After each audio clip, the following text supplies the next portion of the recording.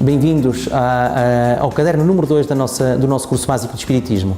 Neste caderno vamos falar de como chegar ao conhecimento, no fundo, em termos gerais, e depois como é que nós chegamos aqui ao Espiritismo, como é que nós chegamos a esta questão da filosofia espírita.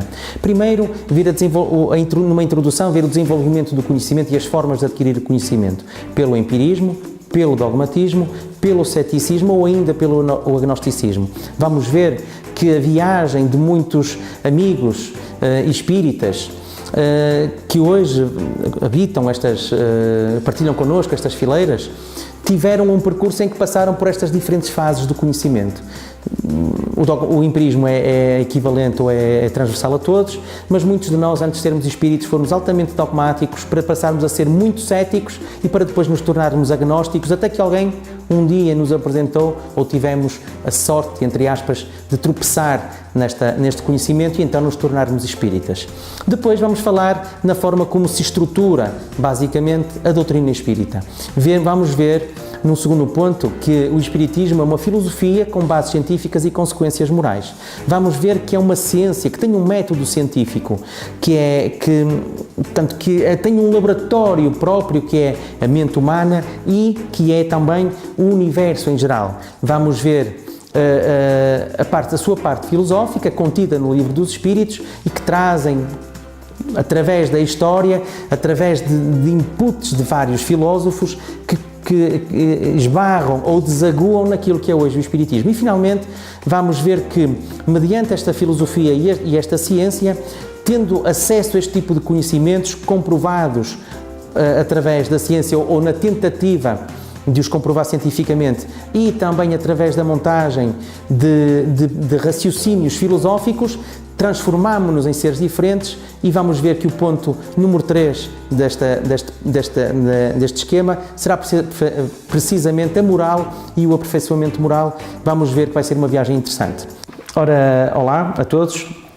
Cá estamos nós para a continuação do nosso curso básico de Espiritismo. Vamos entrar hoje no caderno número 2. Depois de termos feito já uma introdução e de termos dado os primeiros conceitos com a nossa amiga Noémia, no primeiro caderno, vamos entrar então naquilo que é, finalmente, a doutrina espírita. Então temos uma breve introdução e vamos falar de algumas maneiras de chegar ao conhecimento. Antes de mais falar do que é o empirismo, do que é o dogmatismo, o ceticismo e o agnosticismo. Vamos ver também que o Espiritismo, mais do que algo extraordinário, é uma filosofia normal, que se traduz por uma filosofia de estar, uma forma de estar na vida, com bases científicas e consequências morais. E vamos dissecar cada um destes seus aspectos. Vamos ver a ciência, e explicar o método científico, que também já foi ligeiramente abordado no caderno anterior, e ver a filosofia, como chegamos então a estes novos campos do conhecimento, e vermos a moral ou aperfeiçoamento moral, ou vamos ver também que se trata de mais de uma questão de ética do que outra coisa. Então, com a introdução, vamos falar nestes 4 pequenos pontos que são formas de chegar depois ao Espiritismo. Muitos espíritas, de alguma maneira, o empirismo, vamos ver, que é comum a uma forma de conhecimento que é transversal a todos os seres humanos, e ainda bem que é assim, porque senão teríamos graves problemas se não fôssemos capazes de apanhar o conhecimento empírico.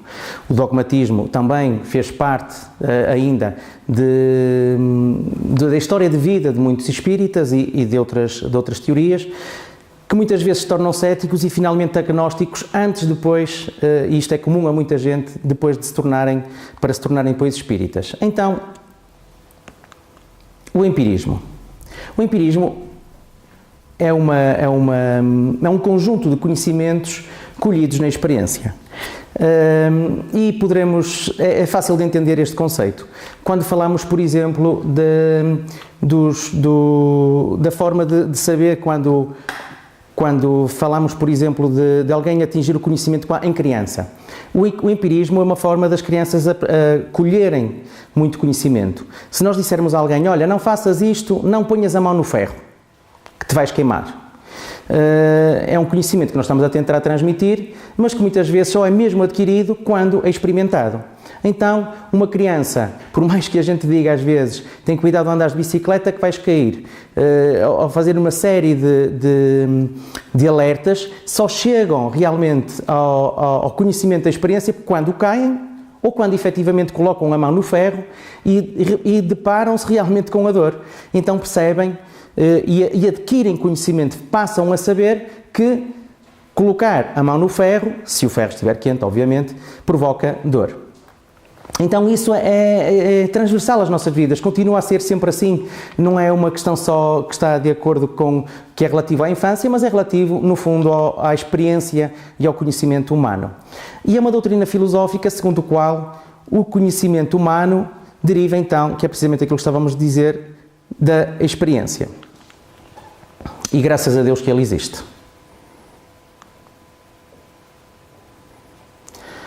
O dogmatismo é uma atitude de quem afirma com intransigência, sem prova nem crítica prévia. É uma atitude que admite o conhecimento absoluto de todos os fenómenos da natureza. É uma atitude que muitos de nós também, até como espíritas, e vamos ver também mais um pouco à frente, muitos de nós ainda possuem este tipo de forma de estar nas suas vidas. É uma atitude fundamentalista. Os dogmas expressam verdades que nem sequer precisam de ser certas. Afirma-se sem a preocupação de estar de acordo ou não com a razão, de estar de acordo ou não com a ciência. Então, é uma verdade que se impõe e que deve ser seguida, é uma verdade imposta. São verdades indubitáveis e não sujeitas a qualquer tipo de críticas ou sequer revisão. É assim porque é assim, ponto final. O adepto da doutrina ou aceita aquilo que lhe é imposto, ou então, agora já menos atualmente, mas ainda assim, ainda vai acontecendo em algumas zonas do nosso planeta, em algumas religiões que não vamos referir, não importa, mas que qualquer um de nós conseguirá reconhecer a atitude mediante a leitura que faz do mundo atual. Mas levou durante muito tempo a verdadeiras atrocidades. É próprio das religiões, é imposto pela fé cega. Não é uma fé, como vamos ver também, como a do Espiritismo, uma fé raciocinada, uma fé que chega a nós pela leitura, que se faz dos fenómenos da natureza e também das relações sociais do homem com o homem e, numa fase mais abrangente, também do homem com a própria espiritualidade. Foi responsável e continua a ser responsável, aqui um pequeno parêntese, por graves crimes contra a humanidade. Referimos aqui o caso da Inquisição, como podemos ver nesta pequena imagem do nosso slide, que era uma maneira, no fundo, era resultado da atitude dogmática das pessoas que impunham a sua fé através do medo, através da dor. Quando falávamos, por exemplo, falarmos, por exemplo, da questão do inferno, ou do céu, ou do purgatório, no que diz respeito à questão da religião católica em específico, são verdades, entre aspas, impostas. E o que é certo é que durante muito tempo isto serviu, e ainda vai servindo em alguns locais, para que as pessoas se controlem por medo daquilo que lhes poderá vir a acontecer. Vemos relatos, por exemplo, na altura da Idade Média, quando, com o medo que se tem ao poder da Inquisição, dessa instituição, da Igreja, pelo receio que ela gerava nos seus adeptos, as pessoas acabavam muitas vezes por pelo menos tentar comportar-se bem, porque realmente os hábitos eram ainda piores do que aqueles que temos neste momento, e então o medo ao inferno, ou então a expectativa do céu, faziam com que as pessoas moderassem os seus comportamentos. Então é uma atitude que se mantém pelo medo.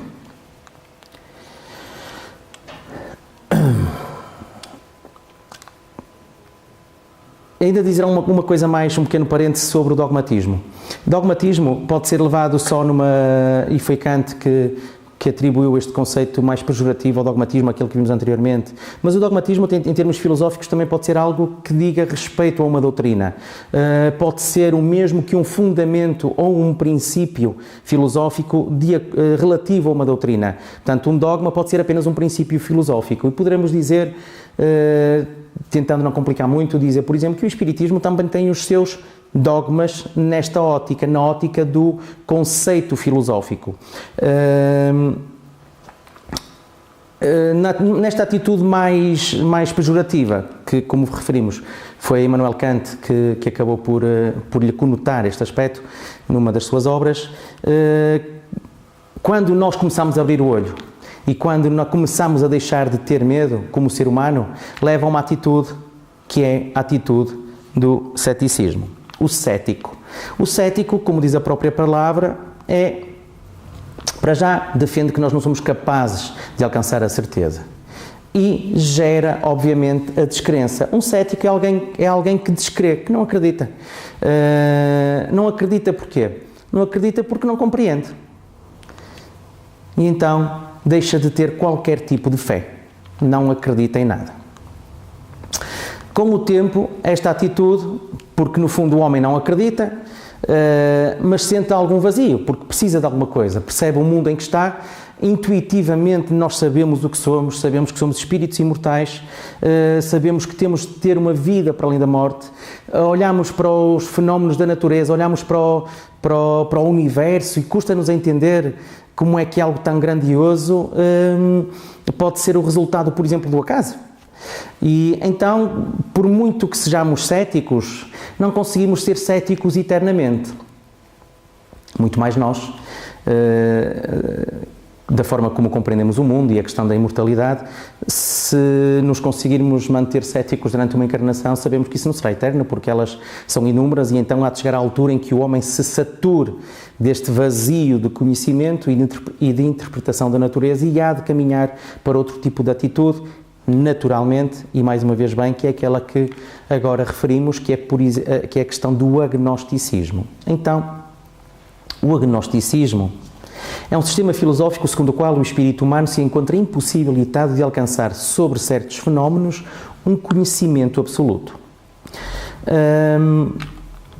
O agnosticismo defende a racionalidade das crenças, ou seja, eu só posso acreditar se compreender. Não aceito nada sem que eu possa entender filosoficamente qualquer tipo de afirmação. Logo, o agnóstico sem provas não acredita nem descrê. Em relação a Deus, por exemplo, há quem possa dizer que o agnóstico não acredita em Deus. Isso não é verdade. Quem não acredita em Deus desta maneira é o cético. O agnóstico não acredita nem desacredita, não crê nem descrê. O agnóstico entende que existe uma diferença entre aquilo que é uma crença e entre aquilo que é conhecimento, entre aquilo que é imposto cegamente e aquilo que é exposto racionalmente. Assim, o agnóstico, através da recolha de dados que lhe permitam retirar conclusões racionais, não aceita nada que não consiga entender. E é, no mínimo, uma forma de estar que já revela alguma maturidade, porque realmente é melhor não aceitarmos nada do que aceitarmos mentiras, que realmente não nos levam a lado nenhum. E isto é uma forma natural do desenvolvimento do pensamento humano e da forma de chegar ao conhecimento. Logo, nós não podemos ir contra os céticos ou ir contra os agnósticos ou até contra os dogmáticos. Faz parte da sua forma de estar, faz parte da sua capacidade de entendimento. Nós próprios, se atingimos uma maturidade diferente em termos, não quero com isto dizer que sejamos melhores ou piores, só por isto, porque um homem define-se por aquilo que faz em termos de ações e não só por aquilo em que acredita. Mas nós próprios tivemos esta caminhada. falamos de espiritismo e não queremos ser de nenhuma maneira presunçosos e dizermos que somos melhores do que os outros porque já conseguimos perceber esta doutrina. Não. Muitos de nós e muitos daqueles que me estão a ouvir neste momento reconhecerão que efetuaram esta caminhada nesta própria existência, por exemplo. Antes, conhecemos muitos espíritas que antes de serem espíritas foram agnósticos. E é interessante isto, porque revela realmente que isto diz respeito a todos e não a um ou a outro, portanto faz parte, no fundo, da forma de estado do desenvolvimento do conhecimento humano. Ainda de referir que mesmo nós, espíritas, num pequeno parênteses em relação a estas teorias e esta forma de chegar ao conhecimento, também nós revelamos às vezes atitudes agnósticas até, porque não aceitamos aquilo que não conseguimos compreender, e bem, e é realmente isto, porque o espiritismo é uma doutrina aceita livremente e como dizia Allan Kardec, mais vale rejeitar 9 mentiras a aceitar uma única verdade. Porque aquele que aceita as mentiras todas torna-se dogmático. Aquele que aceita tudo aquilo que lhe dizem, nós vamos a uma associação, devemos usar o espírito crítico sempre, independentemente do orador, independentemente do livro que nos apresentam. Nós às vezes passamos leituras uns aos outros e dizemos, podes ler este livro, que este livro é fabuloso. E o outro vai ler, tendo em consideração a nossa opinião, e vai achar o livro fabuloso, mesmo não tendo usado o seu espírito crítico. Isto é dogmatismo. Então, muitos espíritas revelam uma atitude dogmática em relação ao espiritismo e tentamos impô-lo aos outros, aos nossos amigos, aos nossos conhecidos, como se fosse uma verdade absoluta que não precisa de ser avaliada, nem sequer analisada e que as outras pessoas devem aceitar sem sujeitarem os conhecimentos que estamos a passar à crítica da sua razão. E isto, então, é prejudicial à forma como o espiritismo se pode, entre aspas, impor na sociedade. Então, convém fazer aqui, isto não diz nada da doutrina em si. Não nos diz que a doutrina é melhor ou é pior. Apenas nos diz que o adepto entende melhor ou pior a ideia espírita. Que é mais uma vez dizemos que é uma ideia que deve ser aceite livremente. E, por exemplo, aqueles que estão a fazer o curso básico de Espiritismo, pelo facto de nos estarem a ver e acompanhar aquilo que nós estamos a transmitir, porque vem de nós, não têm que aceitar, critiquem, analisem, ponham o vosso senso crítico a funcionar e cheguem às vossas conclusões. Discutam-nas connosco, discutam-nas com outros quaisquer, vão cruzar conhecimento com outros livros, até com outras teorias, de outras crenças ou de outras filosofias quaisquer. E cheguem às vossas próprias conclusões. Da discussão, como se costuma dizer, nasce a luz. E então há uma diferença essencial que se deve fazer entre aquilo que é a doutrina espírita e aquilo que são os seus adeptos. Muita gente, quando chega ao espiritismo, reconhece o valor da doutrina e então acha que o espírita há de ser alguém fabuloso, há de ser alguém realmente com uma forma de estar, com uma ética inquestionável. E com o tempo depara-se que realmente as coisas muitas vezes não são assim, porque nós continuamos a ser seres humanos e continuamos exatamente com os mesmos, esperemos que melhorando, é verdade, é evidente, continuamos a ter vícios e virtudes que tentamos potencializar e vícios que tentamos transformar em virtudes, mas de repente a pessoa que está a chegar e que está a dar os primeiros passos começa a reconhecer no espírita que conhece na associação, começa a ver que ele também tem defeitos e que afinal o comportamento dele também não é assim tão exemplar quanto isso. Isso não diz nada da doutrina, diz do adepto. E convém que não confundir as coisas. Muita gente depois disso abandona as associações porque reconhece muito valor à doutrina e não reconhece o adepto e então sente-se desiludido e foge, ou então porque acha que olhando para o adepto a doutrina há de ser mais ou menos semelhante e então também foge. Mas uma coisa não tem nada a ver com a outra, em nada, em qualquer tipo de doutrina, não só no espiritismo. Confundem-se muitas vezes os adeptos com as filosofias ou com as religiões e isso é mau. Então, o espiritismo é uma filosofia com bases científicas e consequências morais. É algo que para nós é fácil de entender, mas que muitas vezes gera alguma confusão com alguém que não conheça, no fundo, o Espiritismo e não conheça os seus adeptos. Mas afinal, o Espiritismo o que é isso? Mas que religião é essa? E nós não temos que dizer que é uma religião, se bem que nós não nos precisamos defender absolutamente nada, não é? É uma filosofia. Então, olhando mais uma vez para este título, é uma filosofia com bases científicas e consequências morais. Temos três formas de conhecimento aqui expressas. Para a frente, aqui é caminho. Então, dizemos que é uma doutrina com um tríplice aspecto, que é o Espiritismo. O primeiro aspecto é a filosofia. Então, é um corpo filosófico, é uma série de explicações que nos é dada sobre a vida. O Espiritismo é uma forma de interpretar a vida, é mais do que sem qualquer tipo de presunção, não queremos aqui ferir qualquer tipo de suscetibilidades, é mais do que uma religião. Também vamos dissecar um bocado este conceito de religião, que é um bocadinho diferente daquele que nós estamos habituados a pensar. Mas é mais do que isso. Então é a explicação dos fenómenos da natureza, a explicação dos fenómenos da vida, que é expresso, vamos ver mais à frente um bocadinho, no Livro dos Espíritos. É precisamente por aí que Allan Kardec e os Espíritos começam quando fabricam, entre aspas, a doutrina espírita. Tem uma base científica. O Espiritismo não se limita a fazer afirmações. Procura provar. O que não quer dizer que o faça sempre, mas procura. Quando nós dizemos, por exemplo, num dos nossos princípios filosóficos, que todos os mundos são habitados, é um princípio filosófico ao qual que nós aceitamos porque está de acordo com a forma de pensar em termos racionais. Porquê um universo tão grande? Porquê que neste universo tão grande só a Terra há de ser habitada? O que não quer dizer que nós não possamos tentar provar que é aquilo que faz a humanidade, que a vida noutros planetas possam existir. Então, nós podemos não conseguir provar, na verdade, que a vida noutros planetas ou noutros mundos possa existir. Mas também ninguém pode provar que não existe.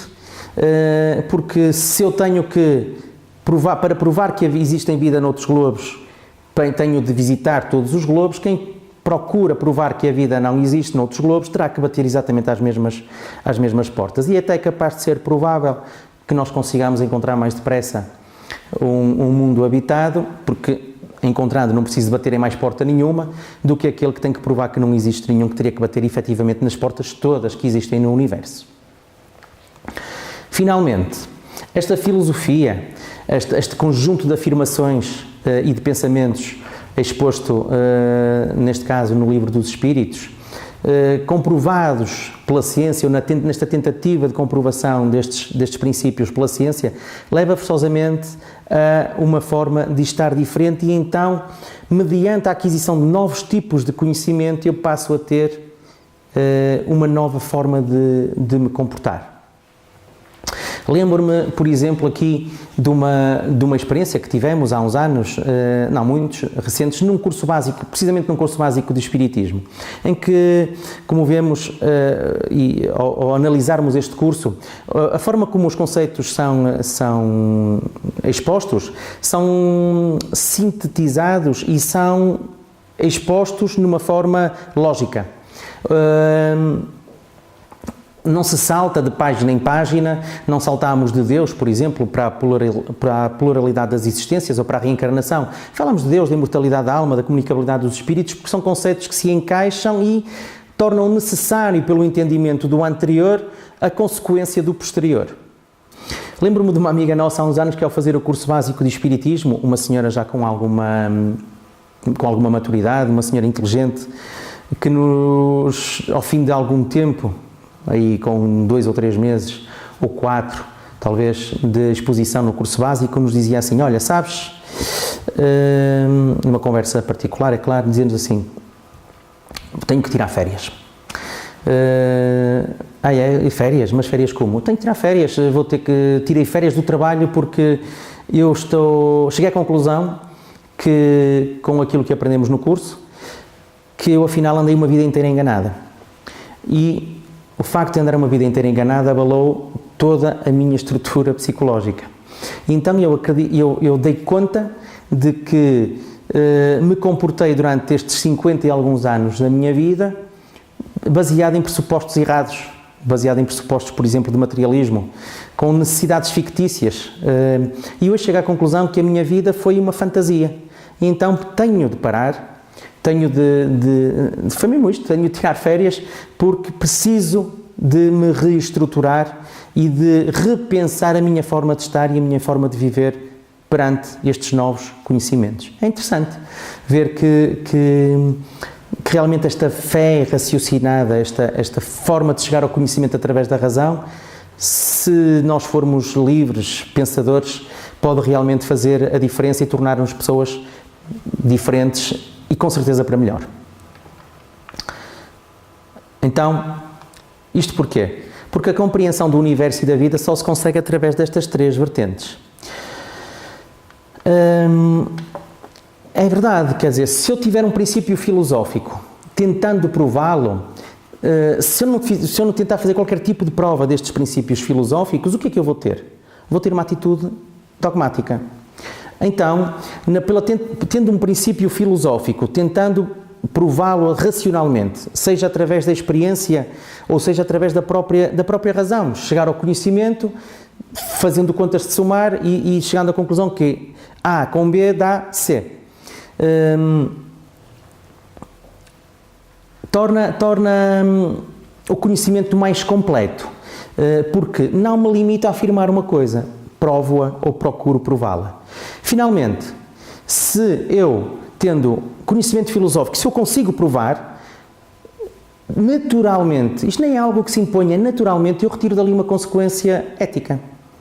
Porque vejo que, ora bem, se realmente a imortalidade é uma verdade, se realmente o que parece é o corpo físico, morre e eu continuo a viver como espírito, se o que me importa, que são afirmações da filosofia espírita, se o que me importa realmente é chegar à perfeição, é ser bom, se é por aí que eu devo ir, então é a conclusão, não é? E qual é a prova? É os próprios espíritos, por exemplo, nos virem relatar as condições de vida que têm na espiritualidade depois de desencarnarem. E a prisão, o aprisionamento, por exemplo, às coisas materiais, através do materialismo, faz com que nós estejamos numa condição mais infeliz. Então, se eu faço esta afirmação, se eu consigo comprovar isso através da mediunidade e da afirmação que os espíritos nos dão e nos trazem, há uma consequência moral que eu tiro daí. Ora bem, então se calhar não vale a pena ser tão materialista. É claro que estamos envolvidos num meio de materialismo, precisamos da matéria, precisamos mesmo dela para evoluir no estado em que estamos. E isto nem sequer é mau, nem é mau, nem é bom, é o estado evolutivo em que nós nos encontramos, quer dizer, não há aqui responsável nenhum, faz parte da caminhada, é assim mesmo que isto está escrito, Deus compôs esta sinfonia com estas notas. Então nós temos que as tocar sem vergonha delas.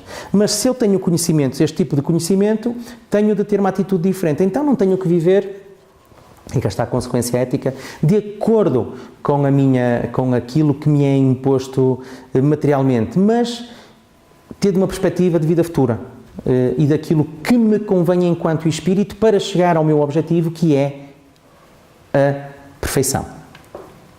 Se eu retirar um destes conhecimentos, se eu vê-se, por exemplo, espíritas que não entendem isto também muito bem e então são adeptos mais de uma forma de estar, são espíritas com mais interesse filosófico, ou então são espíritas com mais interesse experimental e então tudo gira à volta da mediunidade, ou ainda aqueles que para eles o espiritismo é só o Evangelho. As teorias são coxas, não se aguentam, porque se me especializo num tipo de teoria e não entender bem as outras, a forma como as exponho em termos racionais vai ser sempre incompleta. E então o espiritismo, sem qualquer uma destas vertentes, desmorona-se. É como um tripé.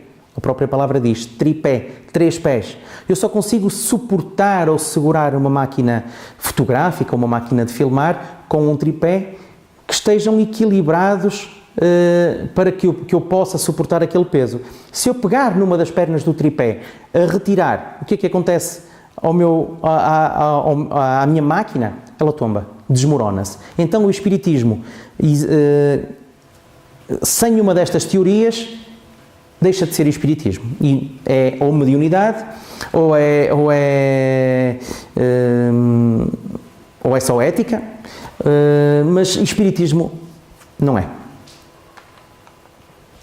Então são três vertentes indissociáveis, como dizíamos, por caso contrário não há espiritismo. E aqui reside a sua grandeza e a diferença das demais doutrinas. Então, em o que é o espiritismo, Allan Kardec define: o espiritismo é ao mesmo tempo uma ciência de observação e uma doutrina filosófica. Isto é um bocado o resumo daquilo que nós tivemos a dizer até agora. Como ciência prática, ele consiste nas relações que se estabelecem entre nós e os espíritos.